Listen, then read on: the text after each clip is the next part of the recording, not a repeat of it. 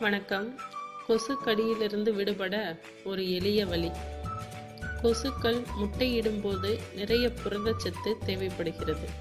தனக்கு தேவையான புரதச்சத்தினை எடுத்துக்கொள்ளவே நம்மை எல்லாம் கொல்லாமல் உட்கொள்கிறது.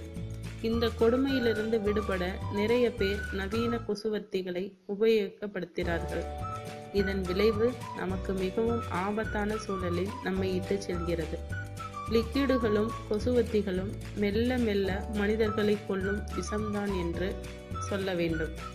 கொசுக்களோ உருவத்தில் சிறியது, விரைவில் இறந்து விடுகிறது. மனிதர்கள் உருவத்தில் பெரியவர்கள், பல செல்கள் அழிய நேரிடுகிறது. இதன் விளைவு மருத்துவர்களாலும் கண்டுபிடிக்க முடியாத பல வியாதிகளை மனிதன் சுமக்க நேரிடுகிறது.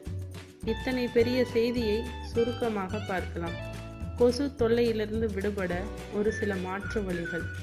எப்போதும் உடுத்தும் துணிகளையும் சுற்றுப்புறத்தையும் தூய்மையாக வைத்துக் கொள்ள வேண்டும். மின்னூட்டம் செய்யப்பட்ட கொசு மட்டையை பயன்படுத்தவும். உறங்கும் முன் சிறிது நல்லெண்ணெயை எடுத்து முகம், கை, கால்களில் தடவி கொள்ளலாம்.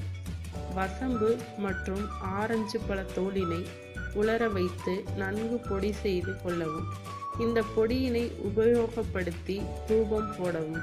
இந்த முறையினை பின்பற்றினால் கொசுவை விரட்டி நம்மை நாம் பாதுகாத்து கொள்ளலாம். மேலும் விவரங்களுக்கு எங்களது சேனலை சப்ஸ்கிரைப் செய்யவும். நன்றி.